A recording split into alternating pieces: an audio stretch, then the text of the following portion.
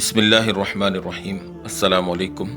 पहले हिस्से में हम हज़रत अमीर मुआविया रज़ी अल्लाह तआला अन्हु और यजीद की वली अहदी और हज़रत अब्दुल्ला बिन उमर, अब्दुर्रहमान बिन अबी बकर, हज़रत हुसैन और अब्दुल्ला बिन ज़ुबैर वगैरह का जवाब जो उन्होंने हज़रत अमीर मुआविया को दिया आपके सामने बयान कर चुके हैं। चुनांचे अब हज़रत मुआविया की वफ़ात के बाद के हालात आपके सामने पेश खिदमत हैं।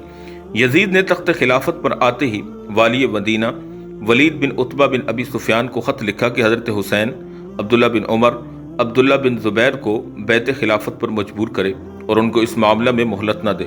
वलीद के पास जब यह ख़त पहुंचा तो फिक्र में पड़ गया कि इस हुक्म की तामील किस तरह से करे। मरवान बिन हकम जो उनसे पहले वाली मदीना रह चुका था उसको मशवरे के लिए बुलाया। उसने मशवरा दिया कि अभी तक हज़रत मुआविया की वफ़ात की खबर मदीना में शाये नहीं हुई, मुनासिब यह है कि इन लोगों को फ़ौरन बुला लिया जाए। अगर वो यजीद के लिए बैत कर लें तो मकसद हासिल है, वरना सबको वहीं कत्ल कर दिया जाए। वलीद ने उसी वक़्त अब्दुल्ला बिन अमर बिन उस्मान को हज़रत हुसैन और हज़रत अब्दुल्ला बिन ज़ुबैर रज़ी अल्लाह तआला अन्हुमा के पास बुलाने के लिए भेजा। उसने उन दोनों हजरात को मस्जिद में पाया और अमीर मदीना वलीद का हुक्म पहुंचा दिया। दोनों ने कहा कि तुम जाओ, हम आते हैं। उसके जाने के बाद हज़रत अब्दुल्ला बिन ज़ुबैर ने हज़रत हुसैन से कहा कि ये वक़्त अमीर की मजलिस का नहीं है, इस वक़्त हमें बुलाने में कोई ख़ास राज है। तो हज़रत हुसैन अपनी ज़कावत से पूरी बात समझ गए। फरमाया कि ऐसा मालूम होता है कि अमीर मुआविया रज़ी अल्लाह तआला अन्हु का इंतकाल हो गया है और अब वो चाहते हैं कि लोगों में उनके इंतकाल की खबर मशहूर होने से पहले वो हमें यजीद की बैत पर मजबूर करें। अब्दुल्ला बिन ज़ुबैर ने भी उनकी राय से इत्तफाक किया और कहा कि फिर अब क्या राय है। तो हज़रत हुसैन ने फरमाया कि मैं जाकर अपने नौजवानों को जमा कर लेता हूँ और फिर उनको साथ लेकर वलीद के पास पहुँचता हूँ। मैं अंदर जाऊँगा और नौजवानों को दरवाज़ा पर छोड़ जाऊँगा, कोई ज़रूरत पड़े तो उनकी इमदाद ताकि मैं हासिल कर सकूं। इस करारदाद के मुताबिक हज़रत हुसैन वलीद के पास पहुंचे। वहां मरवान भी मौजूद था। हज़रत हुसैन ने सलाम के बाद अव्वल तो वलीद और मरवान को नसीहत की कि तुम दोनों में पहले कशीदगी थी, अब मैं आप दोनों को मुज्तमع देखकर खुश हुआ और दुआ की कि अल्लाह ताला आप दोनों के ताल्लुकात खुशगवार रखे। इसके बाद वलीद ने यजीद का ख़त हज़रत हुसैन के सामने रख दिया जिसमें हज़रत मुआविया की वफ़ात की खबर और अपनी बैत का तकाजा था। हज़रत हुसैन ने मुआविया रज़ी अल्लाह तआला अन्हु की वफ़ात पर इज़हार गम और अफसोस किया और बैत के मुतालिक ये फरमाया कि मेरे जैसे आदमी के लिए ये मुनासिब नहीं कि तन्हाई में पोशीदा तौर पर बैत कर लूँ। मुनासिब यह है कि आप सबको जमा करें और बैत खिलाफत का मामला सबके सामने रखें। उस वक़्त मैं हाजिर हूँगा, जो कुछ होगा सबके सामने हो जाएगा। वलीद एक आफियत पसंद इंसान था। उसने इस बात को कबूल करके हज़रत हुसैन को वापसी की इजाज़त दे दी, मगर मरवान ने उनके सामने ही कहा कि अगर हुसैन इस वक्त तुम्हारे हाथ से निकल गए तो फिर कभी तुम्हें इन पर कुदरत नहीं होगी। मेरा ख्याल ये है कि इनको रोक लें और जब तक बैत न करें जाने न दें, वरना कत्ल कर दें। हज़रत हुसैन ने मरवान को सख्त जवाब दिया कि तू कौन होता है जो हमें कत्ल कराए, और ये फरमाकर वहाँ से निकल गए। मरवान ने वलीद को मलामत की कि तूने मौका ज़ाया कर दिया। वलीद ने कहा कि खुदा की कसम, मुझे सारी दुनिया की सल्तनत और दौलत भी अगर इसके बदले में मिले कि मैं हुसैन को कत्ल करूं तो मैं इसके लिए तैयार नहीं। क़यामत के रोज़ हुसैन रज़ी अल्लाह तआला अन्हु के खून का मुतालबा जिसकी गर्दन पर हो वो निजात नहीं पा सकता। हज़रत अब्दुल्ला बिन ज़ुबैर अपने भाई जाफ़र को लेकर रातों रात मदीना से निकल गए। जब वो तलाश करने पर हाथ ना आए तो हज़रत हुसैन का ताक़ुब किया। हज़रत हुसैन ने भी यही सूरत इख्तियार की कि अपनी औलाद और मुतल्लिक़ीन को लेकर मदीना से निकल गए और दोनों मक्का मुकरमा पहुंचकर पनाह गुज़ीर हो गए। यजीद को जब इस वाक़या की इत्तला मिली तो वलीद बिन उतबा की सुस्ती पर महमूल करके उनको माजूल कर दिया और उनकी जगह अमर बिन सईद अश्तक को अमीर मदीना बनाया और उसकी पुलिस का अफसर हज़रत अब्दुल्ला बिन ज़ुबैर के भाई अमर को बना दिया, क्योंकि उसको मालूम था कि इन दोनों भाइयों में शदीद इख्तलाफ है। अमर बिन ज़ुबैर अब्दुल्ला बिन ज़ुबैर की गिरफ्तारी में कोताही नहीं करेगा। अमर बिन ज़ुबैर ने पहले तो रोसाए मदीना में जो लोग हज़रत अब्दुल्ला बिन ज़ुबैर के हामी थे उन सबको बुलाकर सख्त तशद्दुद और मारपीट के जरिए उन पर रोब जमाना चाहा। इसके बाद बमशवरे अमर बिन सईद 2000 जवानों का लश्कर लेकर हज़रत हुसैन और हज़रत अब्दुल्ला बिन ज़ुबैर की गिरफ्तारी के लिए मक्का मुकरमा रवाना हुआ। अबू शुरैह खुज़ाई ने अमर बिन सईद को इस हरकत से रोका कि मक्का मुकरमा में कत्ल व क़िताल जायज़ नहीं। जो लोग हरम मक्का में पनागुज़ीन हैं उनकी गिरफ्तारी के लिए भेजना खुदा ताला की हुदूद को तोड़ना है।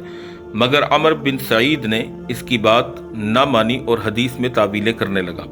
अमर बिन ज़ुबैर 2000 का लश्कर लेकर रवाना हो गया और मक्का से बाहर क़याम करके अपने भाई عبداللہ بن زبیر کے پاس آدمی بھیجے کہ مجھے یزید کا یہ حکم ہے کہ تمہیں گرفتار کروں، میں مناسب نہیں سمجھتا کہ مکہ مکرمہ کے اندر قتال ہو، اس لیے تم خود کو میرے حوالے کر دو۔ عبداللہ بن زبیر نے اپنے چند نوجوانوں کو اس کے مقابلے کے لیے بھیج دیا، جنہوں نے اس کو شکست دی، اور عمر بن زبیر نے ابن القمہ کے گھر میں پناہ لے لی۔ دوسری طرف حضرت حسین رضی اللہ تعالی عنہ مدینہ سے نکلے تو راستہ میں عبداللہ بن موتی ملے۔ دریافت کیا کہ آپ کہاں جاتے ہیں؟ تو فرمایا کہ اس وقت مکہ مکرمہ کا ارادہ ہے، اس کے بعد میں استخارہ کروں گا کہ کہاں جاؤں۔ عبداللہ بن موتی نے کہا کہ میں ایک خیر خواہانہ مشورہ دیتا ہوں کہ آپ مکہ ہی میں رہیں، خدا کے لیے آپ کوفہ کا رخ نہ کریں، وہ بڑا منحوس شہر ہے، اس میں آپ کے والد ماجد قتل کیے گئے اور آپ کے بھائی کو بے یار و مددگار چھوڑ دیا گیا۔ حضرت حسین رضی اللہ تعالیٰ عنہ مکہ میں پہنچ کر مقیم ہو گئے اور اطراف کے مسلمان ان کی خدمت میں آنے جانے لگے۔ ادھر جب اہل کوفہ کو حضرت معاویہ کی وفات کی خبر ملی اور یہ کہ حضرت حسین اور عبداللہ بن زبیر وغیرہ نے بیعت یزید سے انکار کر دیا، تو کچھ حضرات شیعہ سلیمان بن سرد خزاعی کے مکان پر جمع ہوئے اور حضرت حسین کو خط لکھا کہ ہم بھی یزید کے ہاتھ پر بیعت کرنے کے لیے تیار نہیں، آپ فوراً کوفہ آ جائیے، ہم آپ کے ساتھ ہیں اور آپ کے ہاتھ پر بیعت کریں گے۔ یزید کی طرف سے کوفہ کے امیر جو حضرت نعمان بن بشیر ہیں ان کو یہاں سے نکال دیں گے۔ اس کے 2 روز بعد اسی مضمون کا ایک اور خط لکھا اور دوسرے خطوط حضرت حسین کے پاس بھیجے، جس میں یزید کی شکایات اور اس کے خلاف اپنی نصرت اور تعاون اور حضرت حسین کے ہاتھ پر بیعت کرنے کا یقین دلایا گیا۔ اور اس کے علاوہ چند وفود بھی حضرت حسین کے پاس پہنچے۔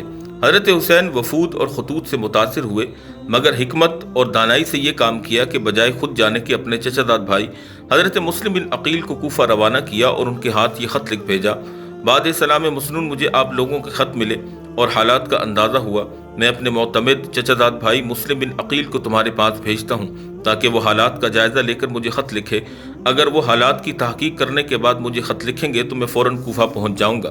مسلم بن عقیل کوفہ جانے سے پہلے مدینہ طیبہ پہنچے اور مسجد نبوی میں نماز ادا کی اور اپنے اہل و عیال سے رخصت ہوئے۔ کوفہ پہنچ کر مختار کے گھر میں مقیم ہوئے۔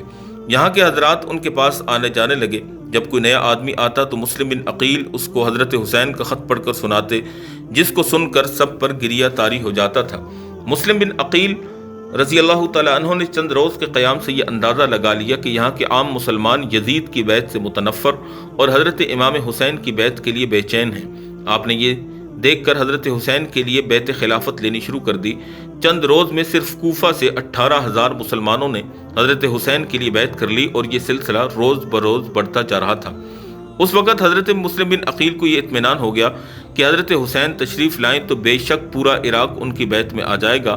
حجاز کے لوگ ان کے پہلے ہی تابع اور دلدادہ ہیں، اس لیے ملت اسلام کے سر سے بآسانی یزید کی مصیبت ٹل جائے گی اور ایک صحیح معیاری خلافت قائم ہو جائے گی۔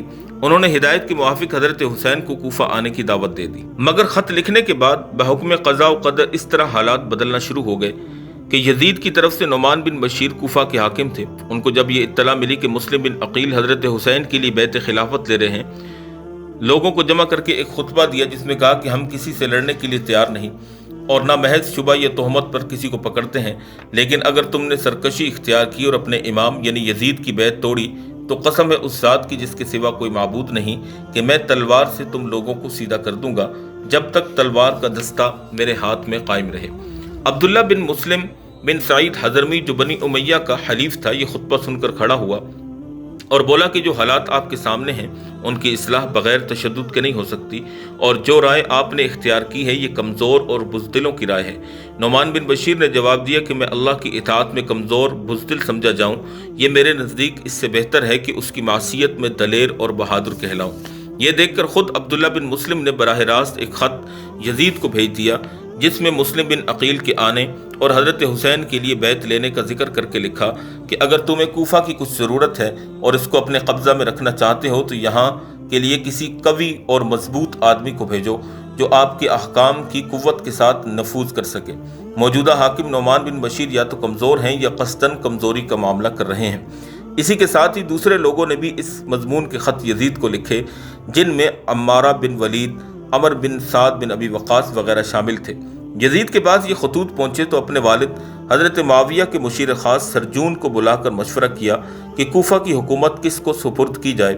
اس کی رائے یہ ہوئی کہ عبید اللہ بن زیاد کو کوفہ کا عامل بنا دیا جائے، لیکن یزید کے تعلقات اس کے ساتھ اچھے نہیں تھے، اس لیے سرجون نے کہا کہ میں آپ سے ایک بات پوچھتا ہوں، اگر آج حضرت معاویہ زندہ ہو جائیں اور وہ آپ کو کوئی مشورہ دیں تو آپ قبول کریں گے؟